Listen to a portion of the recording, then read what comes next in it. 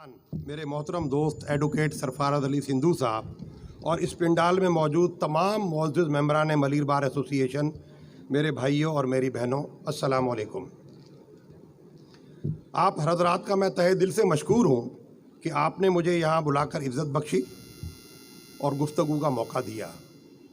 ये मेरे लिए बड़े एज़ाज़ की बात है। आमिर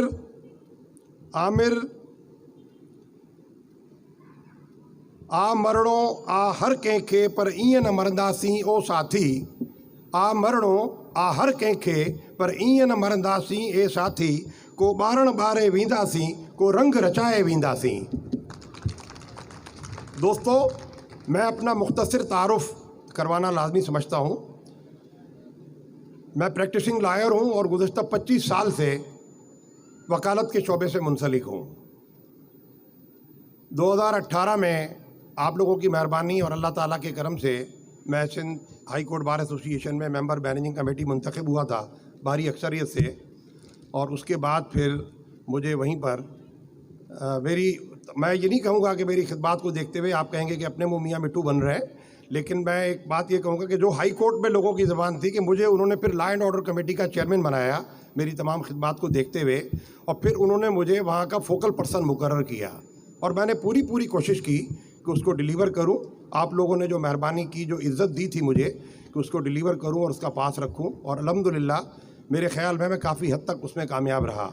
ये मैंने कोई आसान नहीं किया, ये आप लोगों की मेहरबानी थी और मुझ पे कर्ज़ था जो मैंने अदा किया। दोस्तों, आए दिनों वकला के साथ बहुत ज़्यादा पुरतशद्दुद वाक़यात रूनुमा हुए हैं। क्योंकि मेरी ये कमेटी थी, मैं इसी कमेटी को डील करता रहा हूँ। ख़ास तौर पे जो मामलात हमारे एजेंसीज़ के साथ या पुलिस के साथ वकला के होते हैं, उस पर पूरी कराची थी। और मैं समझता हूँ कि 5000 के करीब वकला हैं Sindh high court bar association में 4000। तो आए दिनों कोई ना कोई वाक़यात रूनुमा हुए हैं और बहुत ज़्यादा मैं समझता हूँ कि उसमें ऐसे वाक़यात भी हुए हैं कि जिनको अगर मैं आपको तफसील बताऊँगा तो मुझे 1 घंटा लग जाएगा, लेकिन मैं मुख्तसरन उसको, क्योंकि खाने का टाइम भी और मैं ज़्यादा टाइम भी नहीं लेना चाहता। तो मैं ये समझता हूँ कि वकला प्रोटेक्शन एक्ट जो है वो इस वक्त की अहम ज़रूरत है। बहुत ज़रूरी है कि ये एक्ट नाफिज होना चाहिए।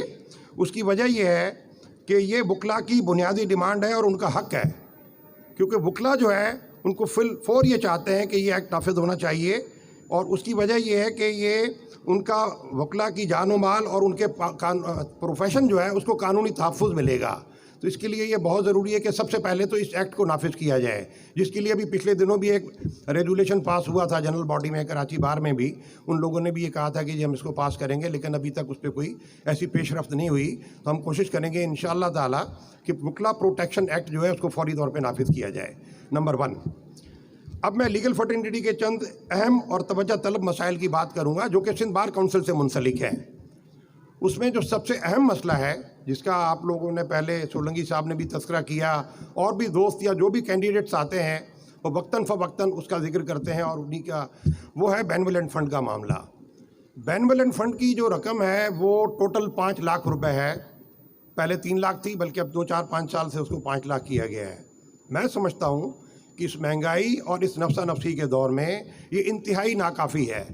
इस रकम को कम से कम 20 लाख रुपए होना चाहिए। कम से कम इसको 20 लाख रुपए होना चाहिए, जो कि एक फ़र्द वाहिद की बस की बात नहीं है कि मैं जाकर मैं आपसे ये कहूँ कि जी मैं वादा करता हूँ मैं फ़ौरन ऐसा कर दूँगा। लेकिन इंशाअल्लाह ताला मेरी पूरी कोशिश होगी, क्योंकि ये पूरी टीम वर्क है और तमाम लोग मिलके इसको करेंगे। तो मेरी पूरी कोशिश होगी कि इसकी जो रकम है इसको इन्हेंस करके 20 लाख रुपये किया जाए। और दूसरी एक अहम चीज़ जो मैं आपको बताना चाहूँगा वो ये है कि 20 लाख रुपये या 5 लाख रुपये ये तो अपनी जगह, लेकिन वो जो 5 लाख भी दिए जाते हैं उसके लिए वकला की कितनी तजलील होती है, कितनी मरतबा वो सिंध बार काउंसिल के उनके लवाकिन, उनकी बेवाएँ चक्कर काटती हैं, उसके बाद उनको वो 5 लाख रुपए मिलते हैं। और जिनके आखिर में, इसमें एक चीज़ और भी बता दूं कि 5 लाख रुपए उनके लिए है कि जिनके तमाम ड्यूज़ जमा हैं। अगर किसी वकील ने गलती से 2-4 साल से पैसे जमा नहीं करवाए तो उस सूरत में उसको 5 लाख नहीं दिए जाते, बल्कि 2-3 लाख पे इस्तफादा किया जाता है। और उसके लिए भी कई एक चक्कर उन्हें काटने पड़ते हैं वहाँ आकर पैसों के लिए। मैं ये समझता हूँ कि इस कमेटी को जो भी डील कर रहा है, बेनेवोलेंट फ़ंड की कमेटी को, उनको चाहिए कि वो तहकीक करने के बाद बजाय इसके कि उस वकील साहब की इज़्ज़त नफ्स مجروح ہو, اس کی فیملی پریشان ہو, تصدیق کرنے کے بعد ان کے گھر پر جا کر یہ ان کو پیسے دیے جائیں تاکہ وہ باعزت طریقے سے ان کو گھر پہ ملے. میڈیکل کی بات کی ابھی مجھ سے میرے بھائی رزاق سولنگی صاحب نے بھی, اس سے پہلے بھی ایک ابھی بات ہوئی تھی. تو میڈیکل کے لیے میں یہ گزارش کروں گا کہ سندھ بار کونسل کا ایک پلاٹ ہے جو شیریں جناح کالونی کلفٹن میں واقع ہے, اور وہ سال سے خالی ہے. اس پہ کسی قسم کی کوئی تعمیر نہیں ہوئی اور بہت بڑا پلاٹ ہے, اچھا خاصا رقبے کے لحاظ سے میں دیکھ کر آیا ہوں. وہ میں سمجھتا ہوں کہ وہاں پر ایک میڈیکل کمپلیکس قائم ہونا چاہیے وکلا کے لیے, وکلا کی فیملی کے لیے, جہاں ان کا مفت علاج ہو, اور یہ بہت ضروری ہے اس کے لیے. اور اس کے لیے ہم کوشش کریں گے انشاءاللہ تعالیٰ کہ ہم سندھ گورنمنٹ یا فیڈرل گورنمنٹ سے بات کریں اور فنڈ کا ارینجمنٹ کریں اور وہاں ہاسپٹل کی تعمیر شروع کریں. تو ہاسپٹل کا جو مسئلہ ہے وہ جیسے ہی نئی باڈی انشاءاللہ وجود میں آتی ہے, یا آپ لوگ مہربانی کرتے ہیں یا اللہ تعالیٰ مجھ پہ کرم کرتا ہے اور میں اس سیٹ پہ آتا ہوں, تو میری پہلی اولین ترجیح ہوگی کہ ہم سب مل کے وہاں ہاسپٹل تعمیر کروائیں, کیونکہ یہ ایک بہت گمبھیر مسئلہ ہے. یہ وکلا کے علاج کا جو معاملہ ہے یہ کوئی معمولی بات نہیں ہے. اور دوسری بات یہ دیکھیں, وکیل جو ہے ویسے بھی ہاسپٹل سے ہٹ کر کے وکیل کورٹ آفیسر ہوتا ہے, آفیسر آف کورٹ ہے. اس کو 18 گریڈ کے آفیسر کے برابر جو ہے میڈیکل کی سہولیات وہ ملنی چاہیے, جیسا کہ باقی تمام لوگوں کو ملی ہوئی ہیں. لیکن ہمارے یہاں کوئی سہولت نہیں ہے کسی قسم کی, کسی وکیل کو میڈیکل کی کوئی سہولت نہیں دی گئی ہے. تو جب تک کہ ہاسپٹل بنے تا وقت کے اس سے پہلے کم از کم اس کو یہ میڈیکل کی سہولت دی جائے.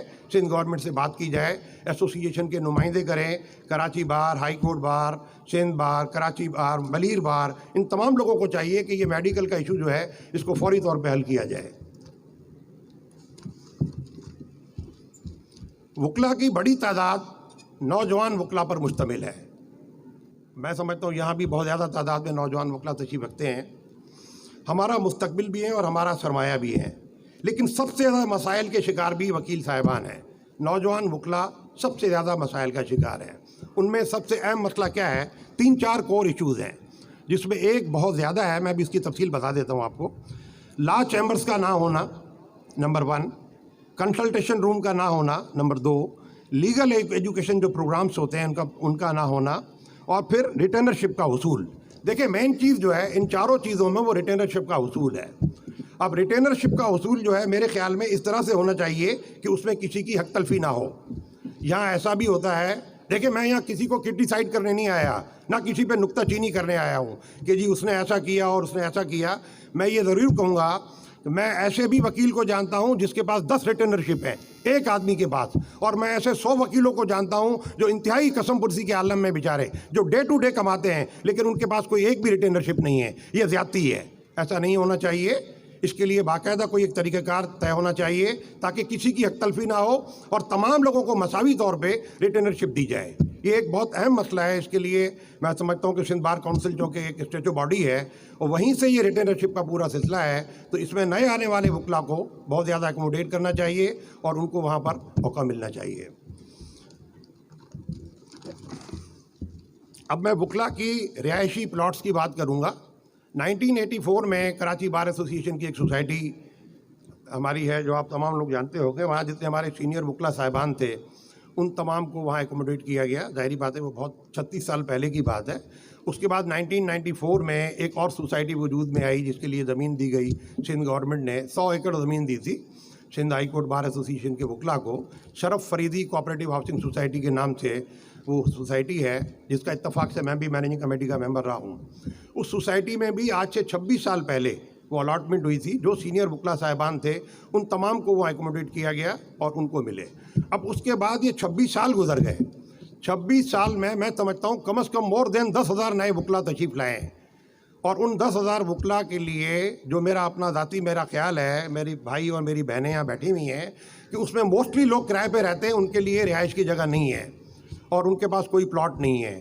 تو ہماری یہ حد الامکان کوشش ہوگی انشاءاللہ تعالیٰ کہ میں اپنا ذاتی اثر رسوخ بھی استعمال کر کے اور بار کونسل کے پلیٹ فارم سے زمین کے حصول کے لیے ہم کوشش کریں گے تاکہ ہمیں زمین ملے. اور نئے آنے والے جو وکلا صاحبان ہیں جن کو پلاٹ نہیں ملے, جو مستفید ہو گئے, میں ان کی بات نہیں کر رہا, جن کو نہیں ملے ان تمام کا رائٹ ہے کہ ان کو پلاٹ ملنا چاہیے. انشاءاللہ تعالیٰ ہم کوشش کریں گے کہ ان تمام وکلا کو وہاں پلاٹ دیں گے انشاءاللہ تعالیٰ. اچھا, دوسرا یہ کہ ملیر بار کے معزز وکلا کو ہائی کورٹ تک آنے جانے کے لیے کافی پرابلمس ہیں. مجھے 2-4 دوستوں نے کہا آج بھی، اس سے پہلے بھی، کہ جی سٹی کورٹ سے ہائی کورٹ کے لیے یہ شٹل سروس ہے، لیکن سندھ بار کونسل کو ایسا انتظام کرے کہ ملیر بار کا جو وکیل ہے وہ اگر ہائی کورٹ میں اپیئر ہوتا ہے، کیونکہ ملیر بار میں بھی جو وکلا صاحبان ہیں وہ موسٹلی سندھ ہائی کورٹ میں بھی انڈولڈ ہیں اور سینئر ایڈوکیٹس ہیں ہائی کورٹ کے، تو ان کو آنے جانے میں بہت زیادہ پرابلم ہے. تو وہ یہ ہے کہ ان کو وہاں آنا چاہیے، تو اس کے لیے کوئی ایسا شٹل سروس کا بندوبست ہونا چاہیے تاکہ ان کو آسانی ہو اور وہ آرام سے آ جا سکیں. دیکھیں، ایک چیز میں آپ کو گزارش کروں گا، میری آپ سے ایک مؤدبانہ گزارش اور ریکویسٹ ہے کہ یہ جو ووٹ ہے نا، یہ انتہائی اہمیت کا حامل ہے. اس کو بریانی کی پلیٹ پہ نہ دیں، اس کو لمبی چوڑی اور چوڑی چکنی باتوں کے اوپر نہ دیں.